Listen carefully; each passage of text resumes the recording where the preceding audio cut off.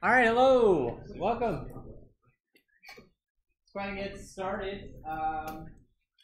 Just a reminder that homework 4 is due on Thursday. Our last homework assignment, homework 5, is going to go out on Thursday, and it will be due on the last day of class, so you have a couple weeks to work on it.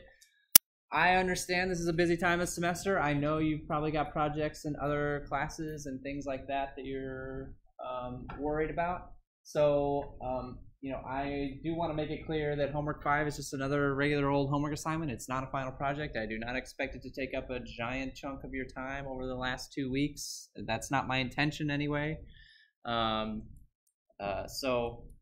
I'll explain more about that on Thursday, but please make sure you're budgeting your time accordingly. I think it would be very doable for you to start homework 5 on Thursday and have a good chunk of it knocked out even by early next week if you have the time available to put towards it the end of this week or this weekend.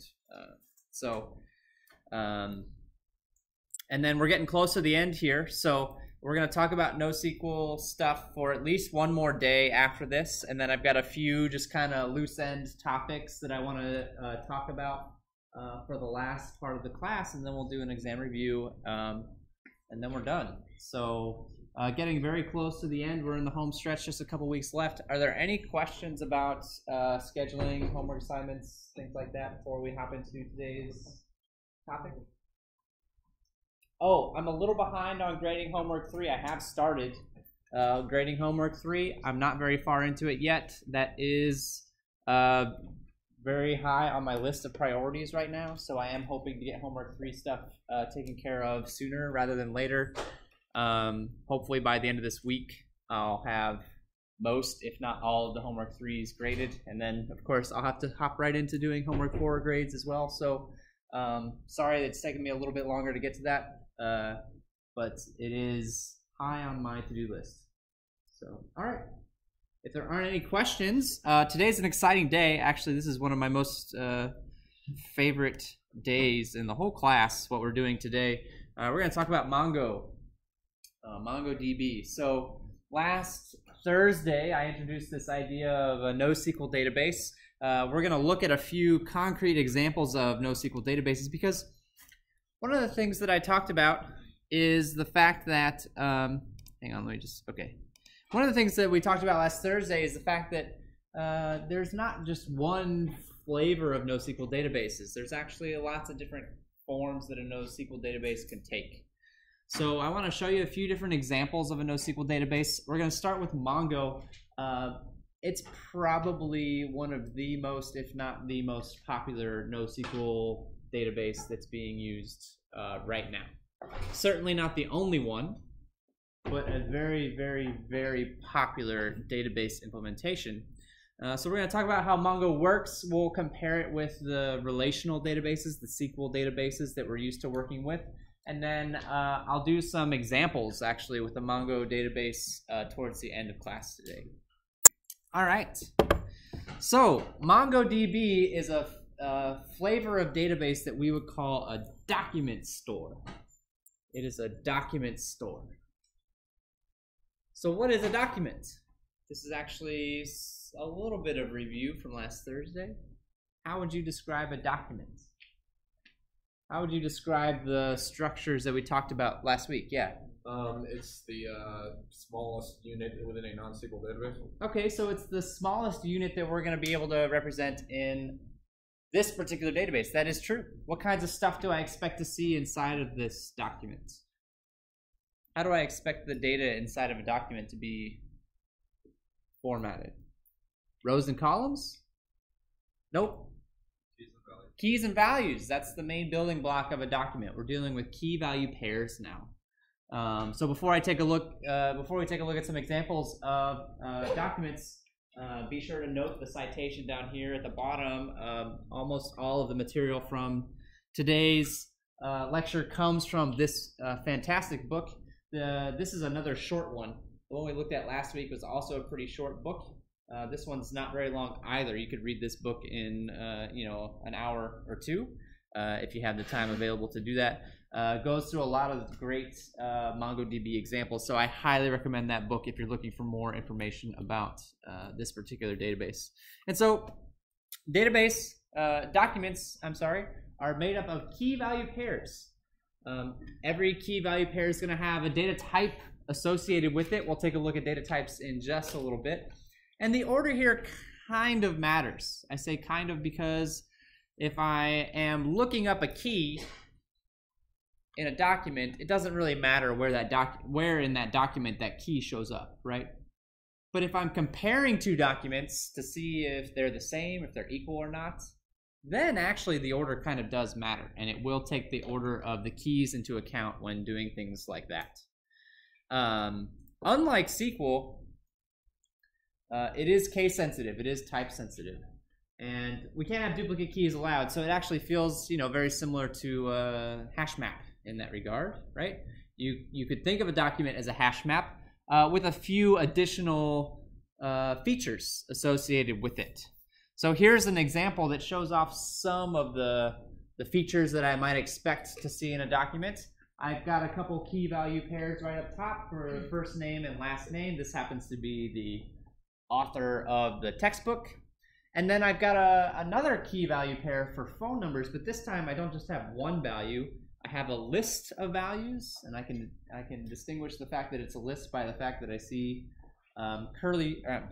square brackets around those phone numbers. And so this is one of the great things that documents allow us to do, is to use these complex data structures. Remember, in SQL, in a relational database, we didn't really have a nice way to do this. Every cell, every location in a relational database had to be scalar, had to track one piece of data. So that's no longer true. And we're going to see how we can exploit that in just a little bit. So let's start building up some other pieces of a Mongo database. We have documents, but those documents have to be somewhere. And so a collection is a group of documents. So I have more than one document. Here's a document for one person with their phone numbers. You can make a document for me with my phone number. You can make a document for yourself and all your friends with their phone numbers. And I could keep all of those documents in a single collection, right? Call it a phone book if you want to. Is there a schema? Is the collection going to enforce a schema on the documents that it contains? Is it going to say that all the documents that appear in this collection have to follow this certain format? Yeah. No. No, it's not. Doesn't care. Does not care at all. We talked about this last week. Does that mean that there's not a schema at all? Does that mean that there is no such thing as a schema in Mongo? Does that mean that all of our data is just this big structureless blob that we have to sort through every time we want to find something? How does that work? Where does the structure come from? Who's responsible? Who's tracking it? The programmer, the application. The database is no longer responsible, at least in Mongo, no longer responsible for verifying the schema, verifying the format of the data that it contains. It's not its responsibility anymore. It's now the programmer's responsibility to make sure that any data that is entered into the database matches the format that they are interested in. We talked about that last Thursday. That's the concept of having a schema-less database, which is a misleading name. There is a schema. The database just doesn't track it anymore. Somebody else does. We can also have sub-collections, so collections inside of a collections. I'm trying to think of an analogous thing for a relational database to do that, and kind of coming up a little bit short, as a matter of fact. That's something that's a little bit unique, I suppose. Indexing is a big topic that we talked about in this class a few weeks ago. We saw that a lot of different indexing methods for relational databases, primary indexes, clustered indexes, and then We, of course, spent a lot of time talking about B+ trees for indexing. The good news is that, you know, a lot of those techniques also can work with Mongo. And the way that indexing work actually in general also feels a lot similar in Mongo to how it felt in our relational databases. We actually have an index automatically created on the ID, which is not something we've talked about yet, right? The ID is Mongo's equivalent of a primary key. The big difference, and we'll see actually specific examples of IDs a little bit later. The big difference between an ID in Mongo and a primary key is the fact that Mongo creates this ID for you automatically on your behalf whenever a document is entered into the database. We have no control whatsoever over what that primary key is. In fact, it's somewhat hidden. You can see it. You can look for it, and Mongo will tell you what it is, but you have to ask. It's not going to willingly give up that information. So indexing uses this ID and creates an index on the ID automatically, but we can create our own indexing as well. One of the nice things that Mongo provides to us is the ability to create indexing based on not just, if I go back here, not just on plain key value pairs. So I could create an index on last name if I wanted to, for example. If I wanted to quickly search documents by last name, I could create an index on that key value pair. But I could also create an index on these more complex structures as well, such as the list that I see here, or something else that we haven't talked about a whole lot yet, the idea of an embedded document.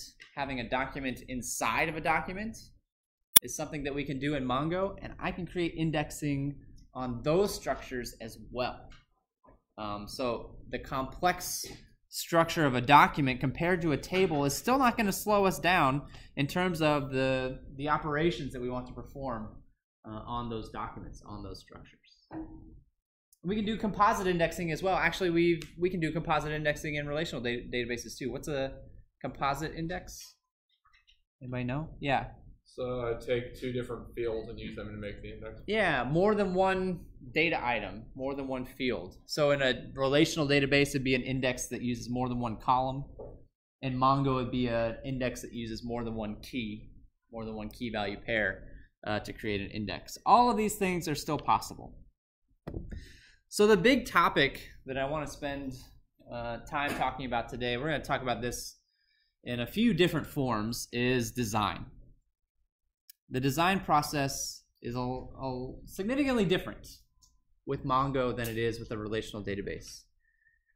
Remember, with the relational database, we spent a lot of time talking about those ER diagrams where I had to figure out what my entities were, and then I had to very clearly and explicitly define the relationships that might exist between those entities, right? I could apply attributes to my different entities.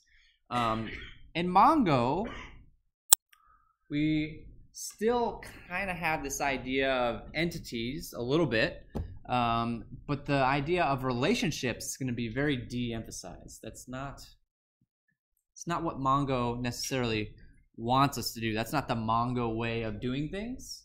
Although we'll see some examples of relationships in Mongo a little bit later, as a matter of fact. But the idea with Mongo is that we no longer have to dodge any complexities in our documents. Our documents are flexible enough to accommodate those complexities. So if I have a book with multiple authors, I can make a list.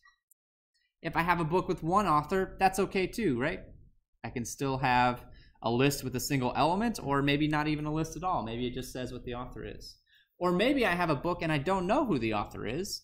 I can leave the author key off entirely, right? That's okay too.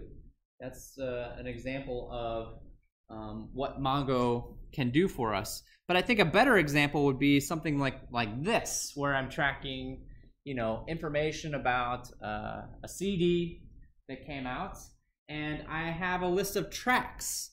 But each one of those tracks is actually a fairly complex document of its own that has its own information.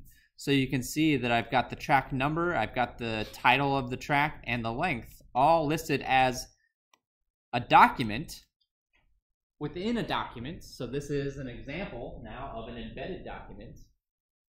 But not only that, we've taken this up a notch and created a list of these embedded documents. So there is nothing like this in a relational database. How would a relational database handle this situation if I wanted to associate tracks with an album, with a CD? A table, yeah, but can we get a little more specific? A table of tracks that shares the following key and A table of tracks and a table of albums, and then some kind of a relationship between those two tables, right? Primary key, foreign key relationship. I don't see that here. I don't see that here. There is not a relationship defined that way. Now there is kind of a trade-off between doing this, and we'll talk about this a little bit later on when we see some more design examples as well. There's kind of a trade-off to doing things this way, right? What if I'm interested in a particular track? I now have to go through the base document and to access it, right? So it's not necessarily directly accessible. I have to go through the document first, find the key that's associated with the track list, and then go through the list of documents and find the one that I'm looking for. Whereas if I had it in a relational database with tables, you know, I could look it up by the primary key, or I could use a where clause, or, you know, however I wanted to locate a particular track directly from the table that it was contained in. So in that sense, it does provide a little bit of an extra burden, but let me say this next part carefully. It's a careful trade-off. It's a careful trade-off. Keeping your data together has some very distinct advantages, and there are disadvantages that go along with that as well. And so it really boils down to what you're willing to tolerate in your database as a database designer. Am I willing to tolerate the additional complexity of my documents for the sake of keeping all this information together? Or would I prefer a more relational kind of setup where I've got distinctly separate entities that are linked together via a relationship? Because Mongo can actually do that too, as a matter of fact. So this design concept is pretty tricky, but the most Mongo way of thinking about design is to keep all the data in one place. Don't split it up. Don't worry about relationships. Keep all the data in one place and come up with a good design, whether that be embedded documents or lists or some combination of the two, to accurately describe the structure of the data that you're trying to store in the database. So let's talk about this database structure a little bit. This is the point where we can really kind of try to compare it to a relational database. So up at the top, I see I've got a database. Underneath the database, I've got collections. These most closely map to which part of a SQL database? A collection is most like a It's most like a table. It's most like a table. It's not a table. Let's be very clear about that. Collections and tables are two different things, but it's the closest match that we can come up with, which means that the documents are kind of like what part of my relational database? The rows. Again, they're not rows. They actually look and behave pretty differently from rows in a relational database, but it's the closest match that we can come up with. It's the closest thing that we can pair documents up with in terms of understanding how they fit in the overall database scheme. All right, so let's take a look at the data types. This is actually a complete list. This is a complete list of data types that Mongo provides.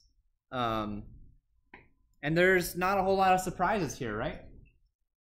There's not a whole lot of surprises here. The things that might be a little bit surprising, I can actually store JavaScript code That's a data type. I can actually store chunks of JavaScript code.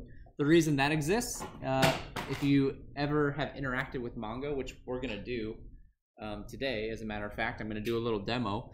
It looks like a JavaScript prompt. It looks like I'm writing little snippets of JavaScript code, because that's really what I'm doing when I interact with the Mongo database. It's all JavaScript. So the fact that they let you treat code as a data type, right?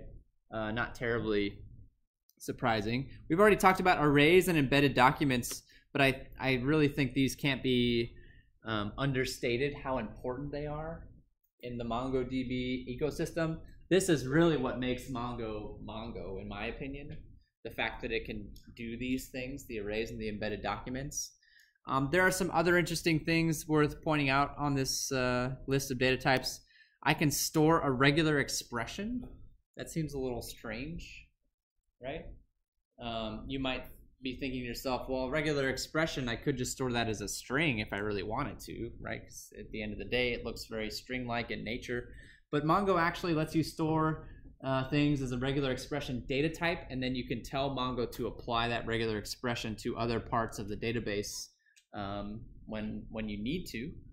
So it's a little bit of a convenience data type, I suppose, would be one way of thinking about it. The other ones are pretty standard, pretty straightforward, but one thing to be careful of, you see I have a note here by integers. Mongo, for whatever reason, really likes floating point values and will try to store your numeric data as floating point values unless you explicitly tell it otherwise. So that's why I say careful. That thing that looks kind of like an int may not actually be an int. It might be a floating point value. For most things, it doesn't matter. Doesn't really matter. But there are situations when it might make a difference. So just something to be aware of. All right. Let's go back to this idea of design a little bit and take a look at another example. Let me see here. This is actually the same document that we saw just a little bit ago, right? But I want to propose an alternative to this. If I didn't want to do it this way, but I wanted to do things in a more typical fashion, like what we're used to doing in a SQL database, I actually could. Mongo provides me the ability to still define a relationship between my data if I want to. So we talked earlier about how a relational database would take these tracks and separate them out. And actually, I could do that. I can make a collection of tracks. And then make an association between the tracks and the albums that they come from. What would I have to do? How would that change the structure of either the track or the album, or maybe both, if I wanted to not embed these and instead keep the tracks stored separately? Yeah. I guess it would end up being something like a primary key, foreign key. You could have your track list instead. You just keep a list of 1, 2, 3, and then that like keys into, and then that cross references to separate track. Exactly. Yeah, exactly. So there would still have to be some kind of a. Now I hesitate to call it a primary key foreign key relationship because there isn't really a primary key attribute in Mongo, but the concept still stands. I can apply a number to the album in this case. So this is album number 7, right? And then for each of these tracks, I will associate that album number with the track. Think about what that means though. Now if I want to actually follow that relationship, if I want to make that association, if I want to use that information, I now have to go through and look at the track I'm interested in, find the album number, and then go through my album documents and find the album that matches that particular number. It's actually, I just defined something that we've done a lot in this class. Rhymes with coin. That's a join. That's a join that we would be performing if we were to structure our data in that way. And Mongo can do that. I want to make that very clear that Mongo can do that. But this is sort of the $1 million question when designing your Mongo database. Do I want to embed the data directly, or do I want to make a reference to the data and have to link it up later? There are advantages and disadvantages to both situations, and so I think it's useful to take a moment to think about, all right, what are the advantages of embedded and referencing?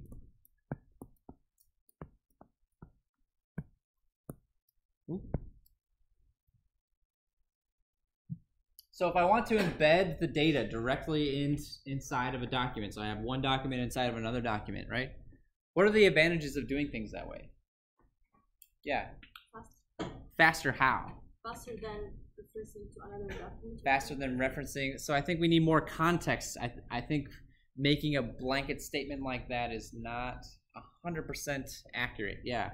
If you're only ever going to search by what's the like in this case, the previous case, like by album, and you get the tracks separately, then it's faster because now you don't have to worry about joining all the tracks. So if the thing that I'm primarily searching by is the album, right? If I don't mind accessing through the outer document every time, it's going to be faster for me to find the tracks, right? So faster if outer document.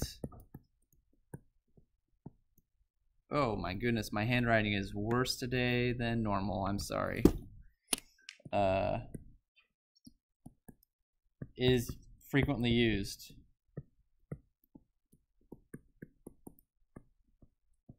Right? So if I'm using that outer document a lot anyway, if I'm frequently using whatever that outer document is as a key component of my database, then this seems like it would be more efficient. So with that in mind, when does it make more sense to use design by reference instead? The opposite is true. If actually, if I am expecting to frequently use the inner document and not so much the outer document, right? That's when using by reference would probably be a little bit more efficient because I would be able to find the inner document a bit more quickly. But if I want to link it back to the outer document, then I have to pay the price. What about space? Does one have a space advantage over the other? Yeah. Referencing could save space if you're using the same, for example, if you would have the same track on multiple. So if I have a lot of duplication, the same track appears in multiple spots, right? Referencing could save me a little space by pointing back. That's true. You could also argue that if that's not true, that referencing might take up more space because I have to keep those reference pointers, which is not something that I would need otherwise, right? So there are, it's not a straightforward, it's not always a straightforward question to answer. But here's another question to maybe throw another little curveball at you. Why not both? Could I do both? Could I embed things and reference them if I wanted to? Would that work? What would that look like?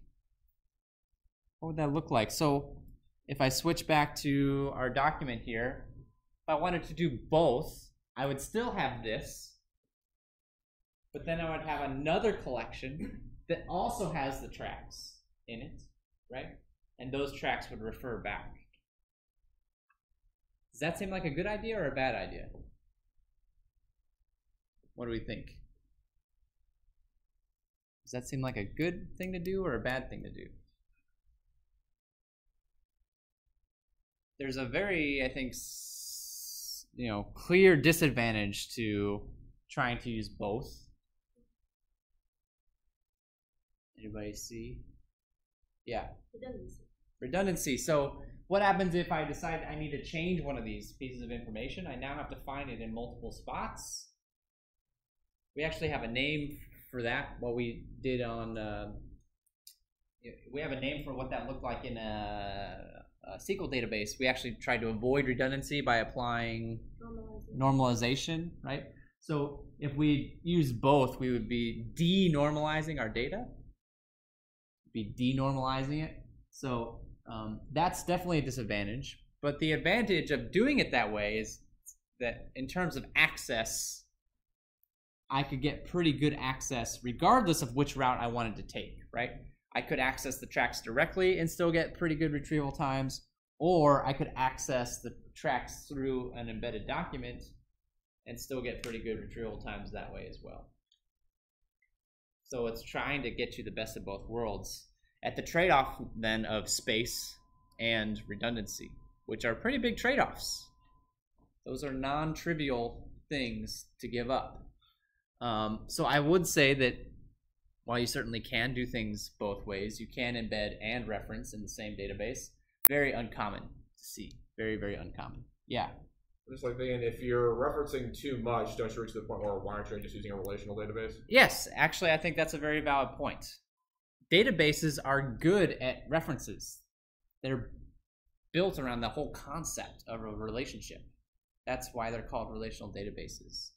So if you have a database that needs a lot of relationships, that needs a lot of references, you should be wondering that. You should be asking yourself, should I be doing this on a relational database instead? It is not unusual, though, to see a database, a Mongo database set up to use references. It does happen. There are situations that exist where that makes sense to do that. But embedding the documents like this, I think, is by far the preferred way from people who use Mongo. If they can justify it, if they can make it work by embedding the documents inside of another document, that's the way they want to design their databases. Ultimately, though, I think it's nice to have that flexibility because SQL does not give you that option, right? SQL says, you're making a relationship.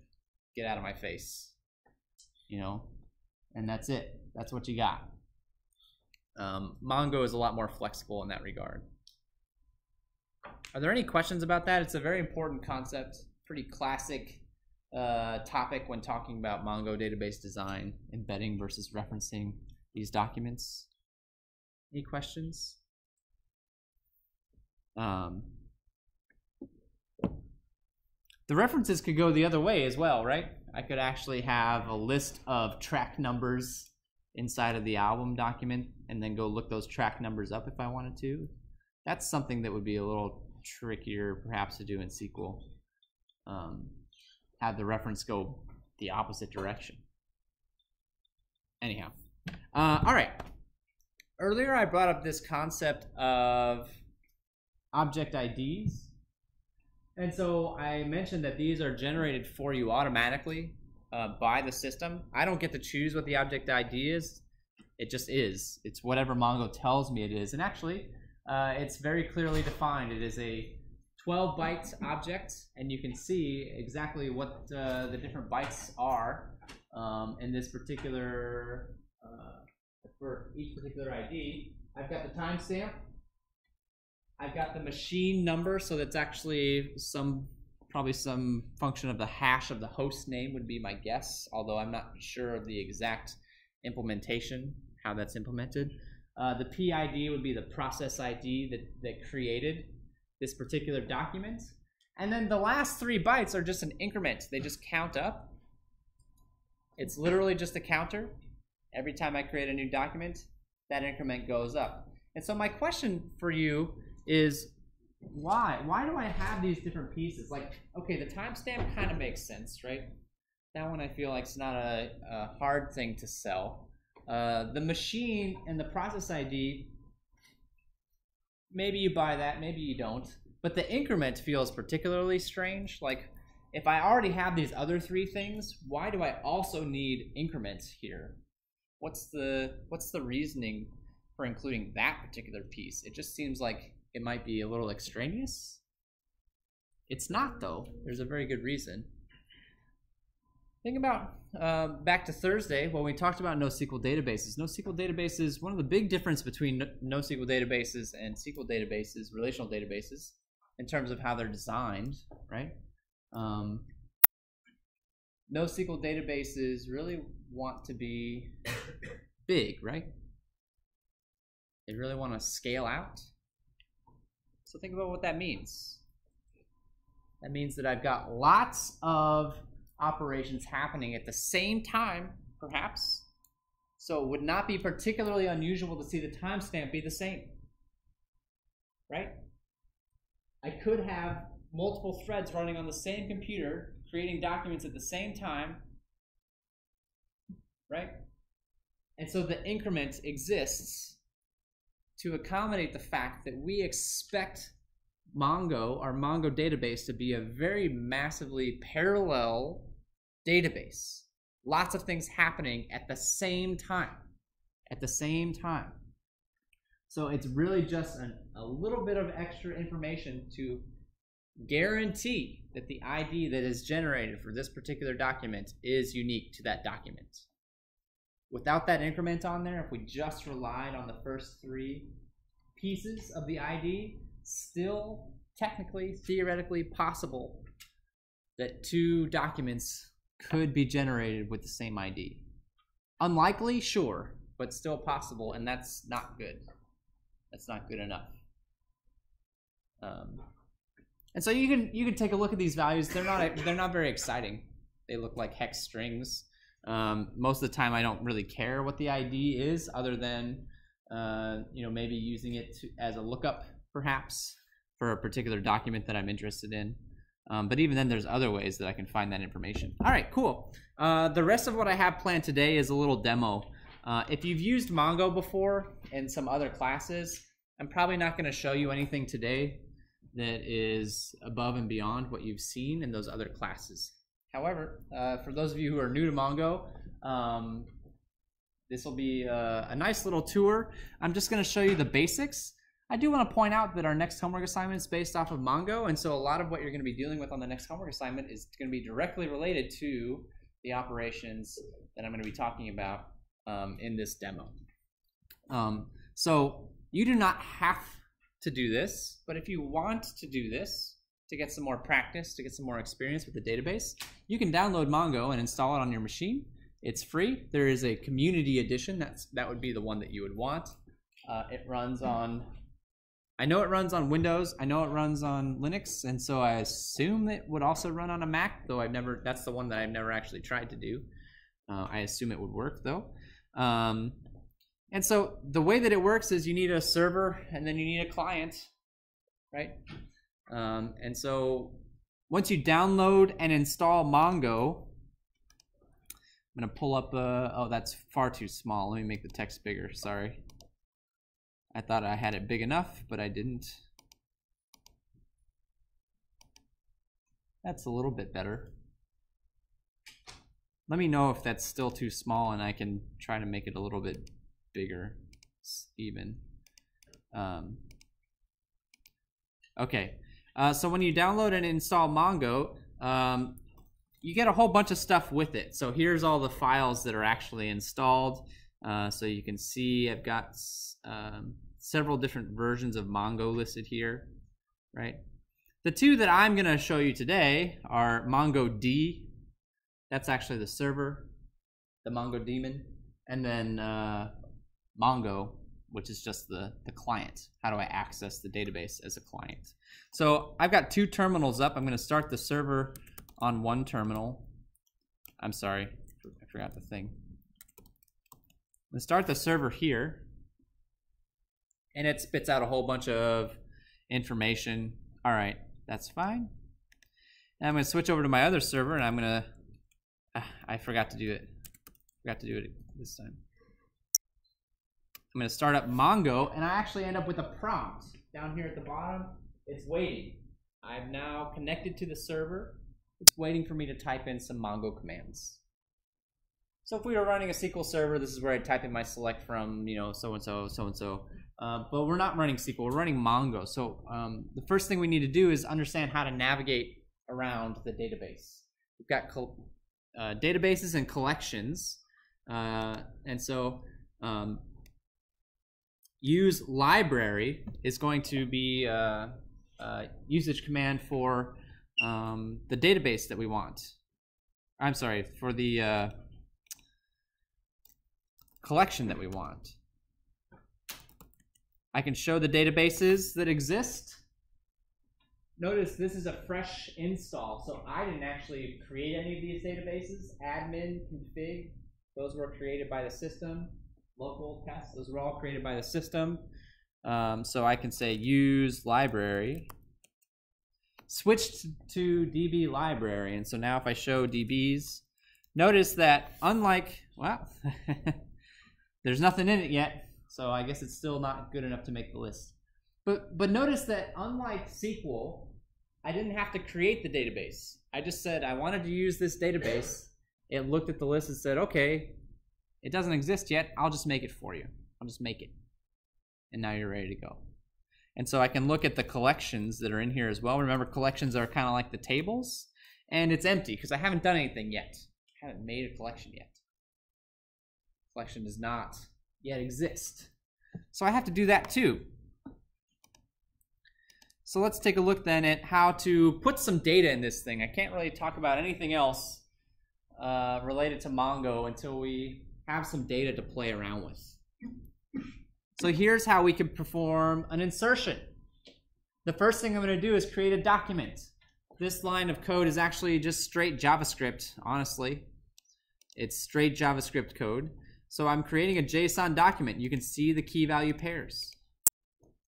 You can see all of the key value pairs. This is actually the same document that we had a few slides back, one of the first slides we take a look at today. I'm just going to create this document and stash it in a variable for now. And then you can see the actual Mongo command is down here. I'll take a look at that in just a second once I what's the hotkey for paste in this control? Oh, it is Control V. Okay. Nope. No, it's not. Is it Control capital V? Like, what's going on? Nope. How do I computer? Oh, yeah, that works great. Are you lying to me, hotkeys? Like, what's your deal? Anyway.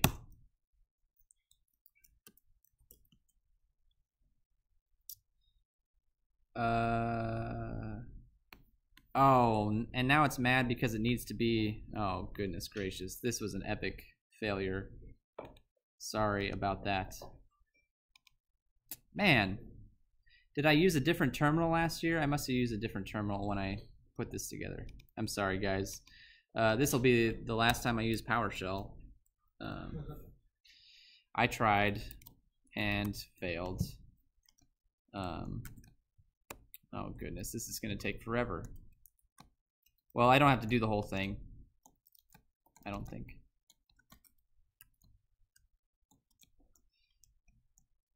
Title of book, sure.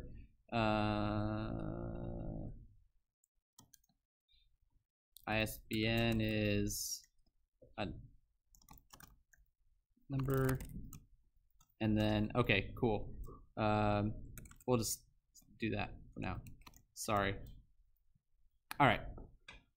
And so then to actually insert this into the database, we've got this this line of code here. Now, DB refers to whatever DB I've currently got selected. In that case, it would be the DB that I selected with the previous command called library. This in the middle here, media in this command, is the collection. That's the collection that I want to manipulate, the collection that I want to put data into or get data out of. In this particular case, I'm inserting. Does that collection exist? Media? Nope. So when I insert this document, it's going to see, all right, I don't know what this collection is, and it's just going to create it for me on my behalf. I don't actually have to create it. Was that your question, or did you have a different question? Is DB and media just a name? But you can change it to So, whatever you want. Media you can change to whatever you want to call your collection. DB refers to whatever DB you're currently using, so that you cannot change. The command will not work if you change that. In order to change DBs, you have to do that use statement that I had on the previous slide. So when I say use library, anytime I type DB now, it's referring to library. Right? So db.media insert one document, and I get a result back, and you can take a look and it says, all right, I acknowledge your request, and then there is my ID. It's actually telling me the ID of the thing that I just inserted. Remember, that gets generated by the database automatically on my behalf. So if you really wanted to, you could take that hex value and break it down into the different bytes and then try to piece back together what the timestamp and the machine ID and all that stuff are. Not really necessary to do that, but you could if you really wanted to. You could. And so I can insert another document, something like this, right? And this example is really just going to show that I'm going to try and copy paste again, and it's not going to work, but I'm going to try it anyway. Actually, here's a better idea. I can make a new, I can fix it here. There we go. And then paste it in. That's a better solution, much faster one. Although I still can't paste with the hotkey. And so I'm pasting in another document, and you'll notice that this document, the structure, is significantly different from the first one. It has some keys in common. Some keys are the same.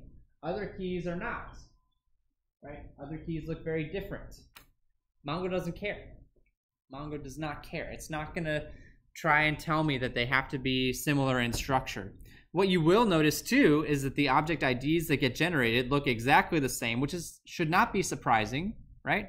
Look exactly the same. The timestamp's a little bit different because there was some time that elapsed.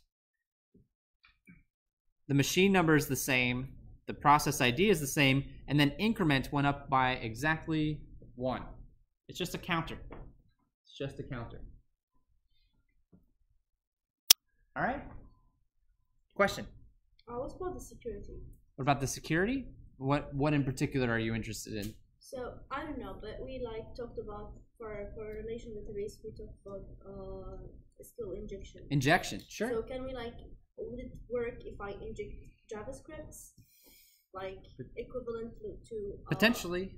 Yeah, potentially. You have to be aware of those things on any database. Yeah. Injection is always going to be a threat. That's not just a SQL-oriented threat. That is just a general database-oriented threat. Now, I will say that actually,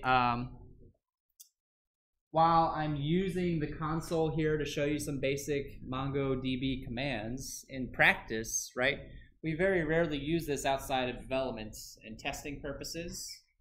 So the actual way that I would expect to interface with my Mongo database is through my application, through some sort of an API.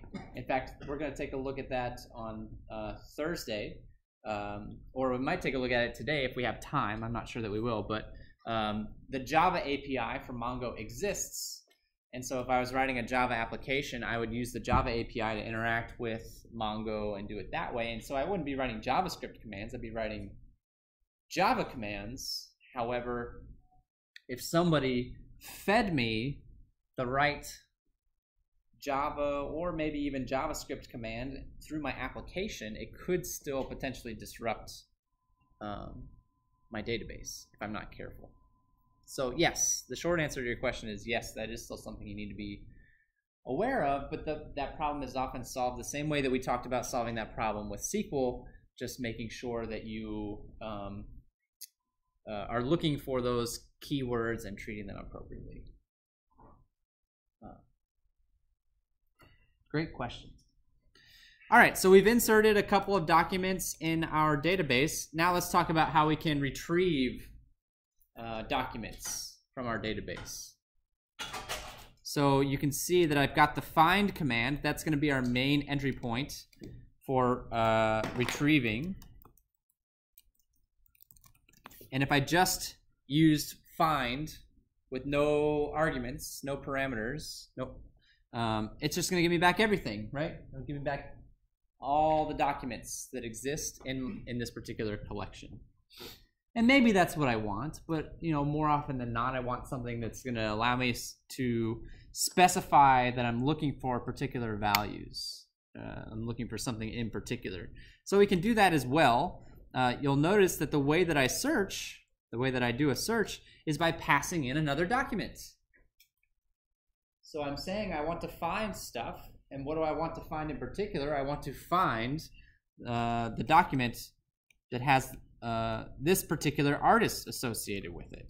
And so now instead of returning, you know, all of them, like really? I don't know. Oh, right click. Awesome. It'll return the one that matches the document that I passed in. It's actually matching this document against all the other documents in the collection. So how does that map to a SQL query? What is that most like in a SQL query? What I just did. Which clause? Where? It's like a where. It's like a where clause, right? That's like a where clause or a select relational operation, right? All right, let's take it one step farther. Maybe I don't want the entire document. Maybe I'm just looking for part of the document. Well, I can pass in another piece of information to just retrieve part of the documents that I'm matching. So here's an example that's going to return the same document, but this time it should only return the title, and it tacked on the object ID as well. That's fine, whatever. But you'll notice that it left off all of the other keys and only included the title. So title 1 is saying this is what I want. Or I could actually think of it from the opposite. If I wanted to mark something as 0, it will omit that key and give me all the other ones, right? So what is this part analogous to in a SQL query? Yeah, in the back? I actually have a question. Yeah, what's up? How does it know that you're not looking for something with a title value of 1? Ah, good question. So if I had something with the title of value 1 in the database, I would expect that to be in quotes. Notice that everything here is in quotes. So you can't store just like flat numbers? So I mentioned earlier that storing numeric data is a little tricky anyhow in Mongo. It doesn't like to use integers in the first place. It likes to use floating point values. But, you know, I could try to insert a document with a straight number and see what happens. Let's see. Nirvana's a good band and all, but I like Nine Inch Nails a lot. Title 1. Okay, it worked. And so I can take a look and see, there's the documents. I still got just this one back because I was searching by artist, although if I switch. So what was your question again? I'm sorry. What if? I guess how does it know you're not looking for something? Oh, well, that's the order of the parameters. So this first part, that's going to be that's the where, quote unquote, where clause part. What documents am I trying to match, right? And then this is which fields do I want to get back? Yeah. So which part of a SQL statement does this match up to? Project. The projection, yeah. The select clause, right? Or a projection. Yep. Which I personally find to be extremely interesting.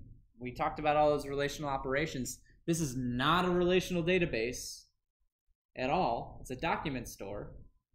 Very, very different under the hood in terms of how the data is structured. However, in terms of how we communicate with the database, we're still communicating with it much like we would a SQL database in terms of the information that we provide.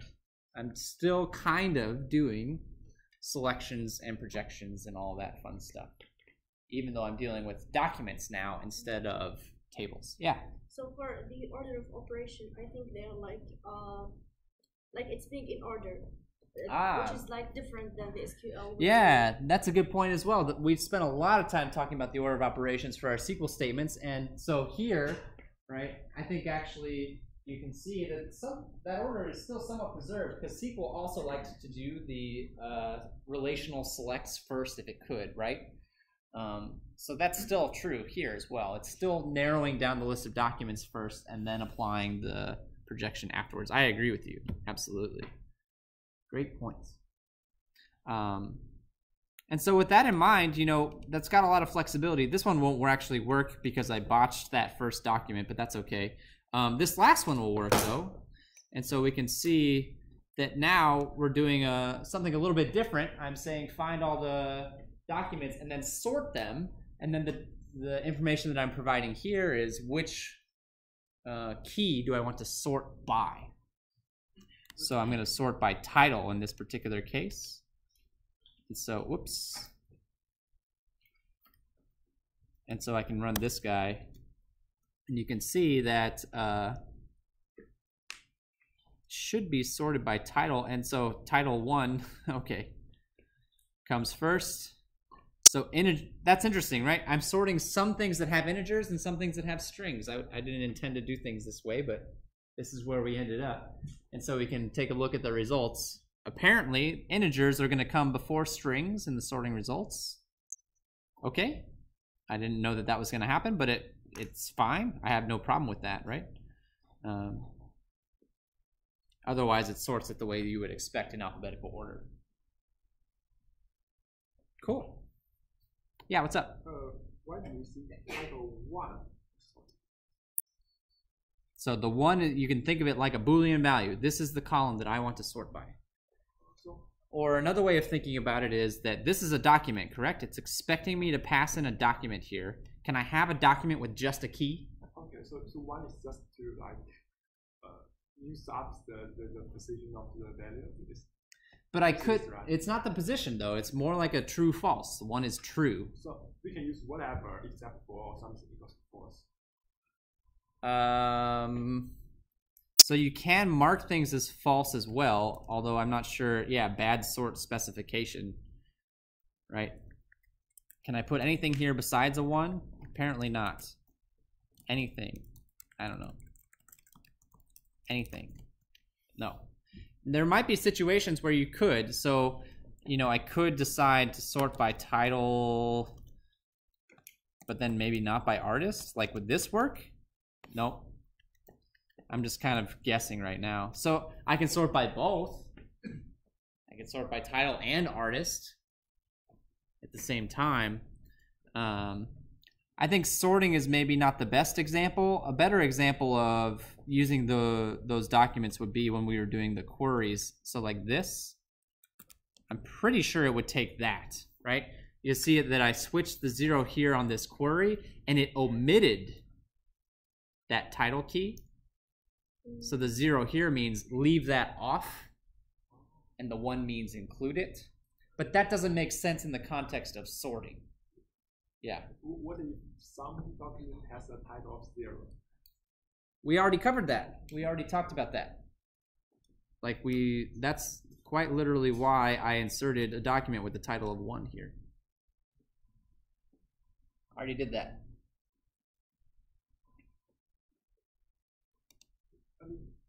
In the last sentence, we found something and yep. We set title 0, so we cannot see the title. That's right.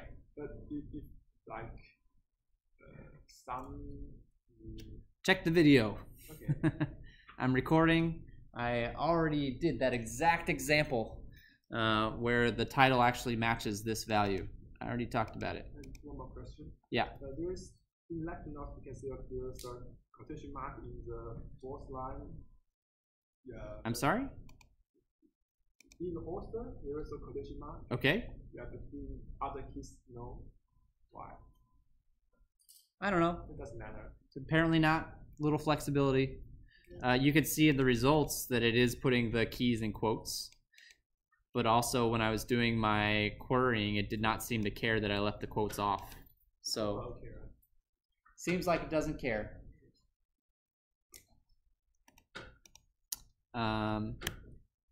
All right, let's talk about aggregations. So some aggregations are easier than others.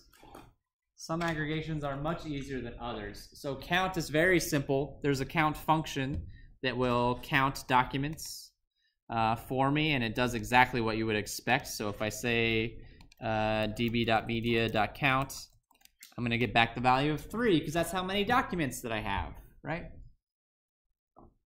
Or if I want to count the results from a query, I can do that as well. So I can go up here to a query that I ran previously and stick count on the end, and it tells me that there was one result that matched. So that's very straightforward.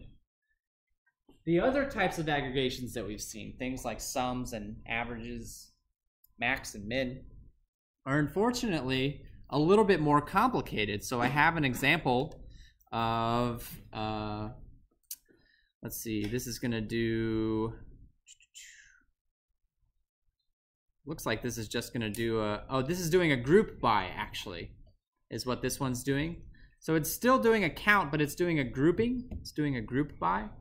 And it's actually sort of phrased in the form of a map reduce, if you guys are familiar with map reduce. So I'm defining what it is that I want the grouping to be on, which in this case would be title. I'm telling it that I want the grouping to take place over the title. I want the initial value for my reduce function to be 0. And then I actually write a reduce function that's going to increment this total for every single time this function gets called, which will be once per document in the group. So this reduction function gets called once for every document in the grouping. And so this is a very, very, very simple example. This is just going to be a count, and it's actually not even going to be a particularly interesting result. But I can show you what this would look like if I can get it to, there we go.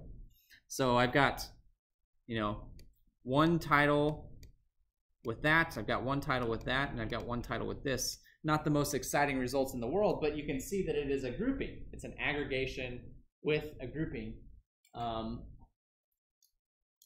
think it's a little unfortunate that it needs to be this verbose, but that's how Mongo implements this particular functionality, this particular grouping functionality.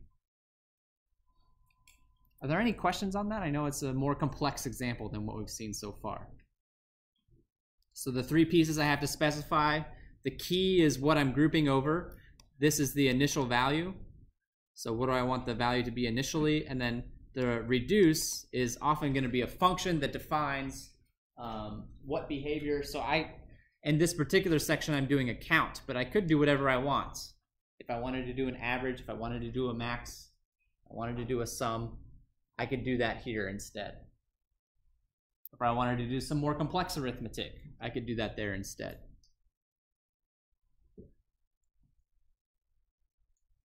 All right. What else we got? Conditionals.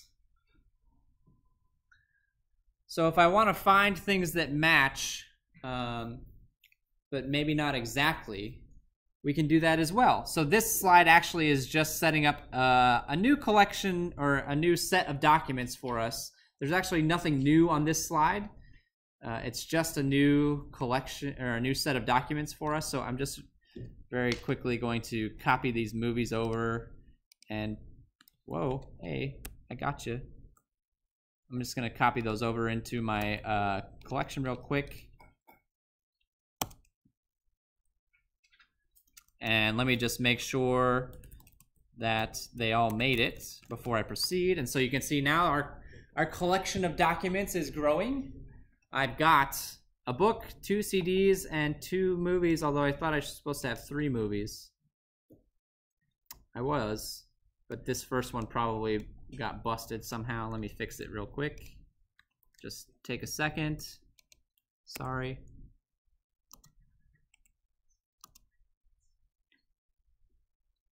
The formatting from the slides.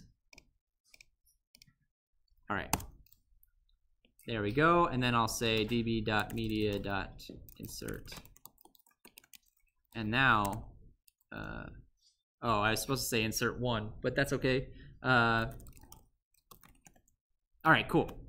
Now I've got the book from before. I've got the 2 CDs that I had before and 3 DVDs now added to our collection.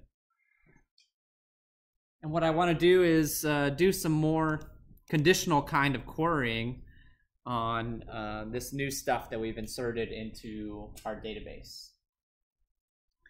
So first, you can see that I am searching for the release date, but now instead of putting a particular value in for the release date, I've specified another document, which hopefully shouldn't be a surprise at this point that we've got more documents.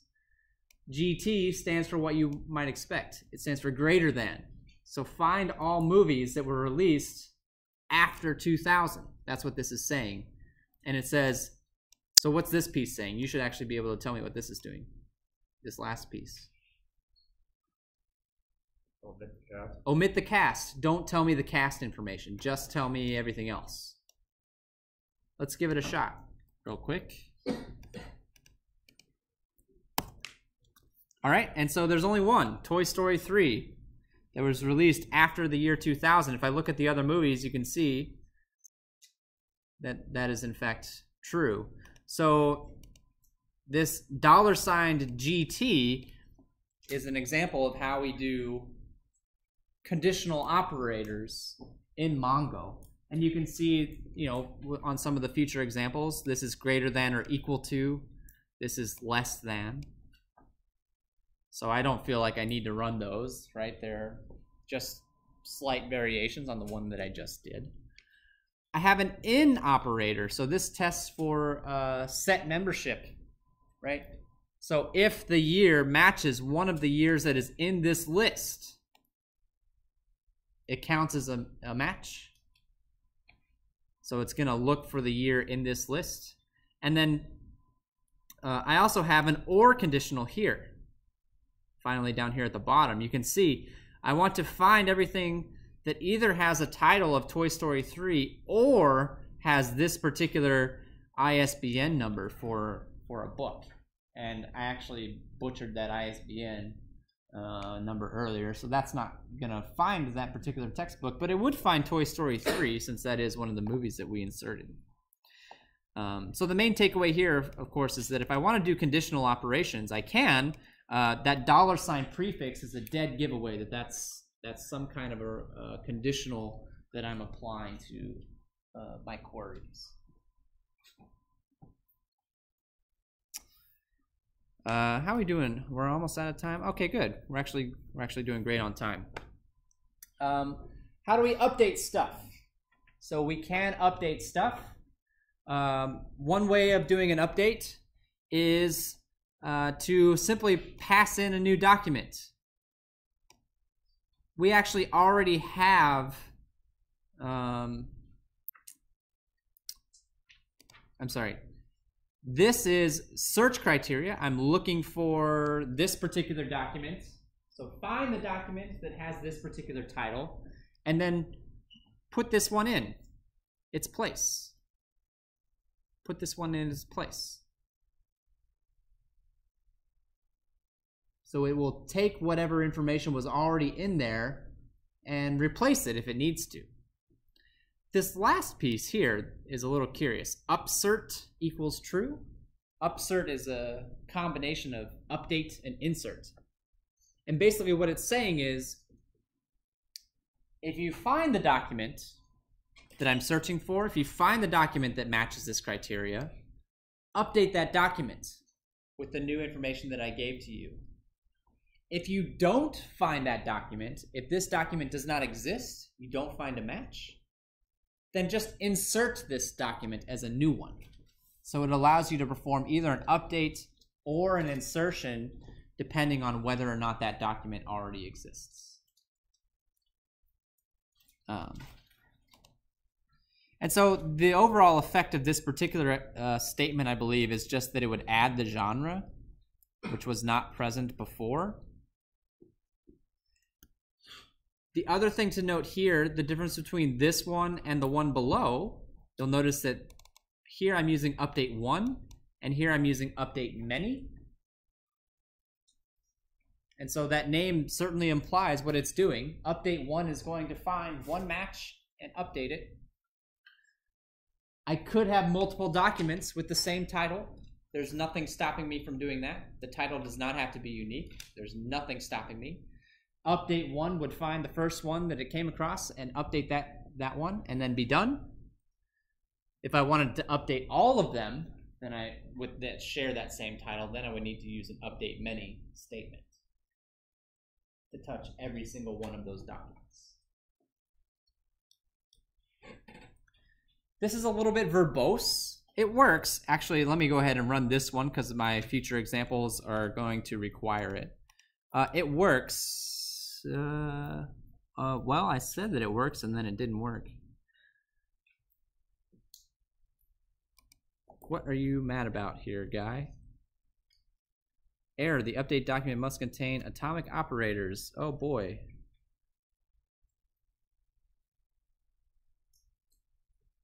Did I, what?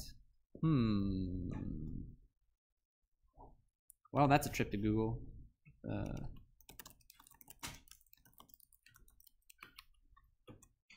Sorry about that. Wrong syntax for the second parameter. Well, that's not even what I'm trying to execute. The setting for an update 1. Yeah. Side effect. Oh, I can use, well, replace one. Something's fishy, and I'm running out of time, so I unfortunately don't have time to debug this example, but I will take a look at this after class and see if I can figure out why my... So replace one worked. And now I can see that the genre is included down here. That's curious. Sorry about that, guys. I will I'll figure that one out and post a corrected example after class. Anyhow, if I want to change a field that I know already exists, I can actually use this set modifier here. So this update command is saying find a document with the matrix and then just set the genre to be whatever, whatever I've told you here. This is basically a way of trying to avoid the verbosity of the previous two examples. There's very verbose because I've listed out the entire document again. Because if I had left part of that off, it would have... oh, I think I actually see the error here. There's a missing set. There's a missing set. Whoops. Anyhow. So this still does have the same effect of, if I can copy paste things correctly, of updating the genre and leaving the rest of the key value pairs alone. Okay, and then last but certainly not least, let's take a look at deletion. So I can delete a single document and I can provide a search criteria. If I leave the search criteria off, it's going to delete everything. So that's an example of deleting all of the documents from a particular collection. I can drop an entire collection, which removes that collection. That collection will no longer exist. And then I can even go a step farther and drop an entire database, which will make that database no longer exist. Before I do that, actually, since that is an irreversible action, one final note with the last few minutes that we have, one of the big things that we talked about on homework 1 was how this data was stored on the file system. So I think it's important to take a few minutes to talk about that. This actually is stored on the file system. I can actually show you where on the file system I can find that information. If I go to the root of the file system, there is a directory called data. And inside of this directory, I see, well, system is not what I want to touch, but DB is where all my actual Mongo data can be found. And then inside of here, you can see that I've got things labeled as collection. And so these are going to be my documents. I'm fairly certain that these are actually going to be documents within my, well, no, they might actually be the documents will be inside of each of these collections. rather is a better way to say it. You can see that it's automatically, I never told it to make these indexes. It automatically made those indexes for me on my behalf based on the IDs of the documents that were inserted. And the last pieces that I see down here look a little different. I see one file marked as a BSON file. BSON stands for binary JSON. So we've been using JSON. That's the format of the documents with the curly braces for the documents and the key value pairs. But the actual storage is done in binary for the same reason that we wanted to store things in binary on homework 1. We can perform a lot of optimizations. We can do a lot of more efficient things with our data by storing it in a binary format. Wired Tiger is actually the database engine. So that's actually doing all of the equivalent homework 1 stuff for us, managing access to the collections, for example, to the documents, and so that's actually all just back-end stuff. It's not actual data in those files. It's all back-end stuff, although it might be things like metadata as well. Wired Tiger was a company that Mongo acquired a few years back and then absorbed into MongoDB to actually be the database backend. So you can actually see the file structure on your system for all of your MongoDB stuff. So I just want to take a few minutes to point that out. All right. I usually like to do an exercise here, but we are very short on time. I'm not sure where the time went today, but if you have any questions, I'll stick around for a few minutes after class, and maybe we'll have time to do this on Thursday after we talk about the next homework assignments. I will see you guys then. Have a good day.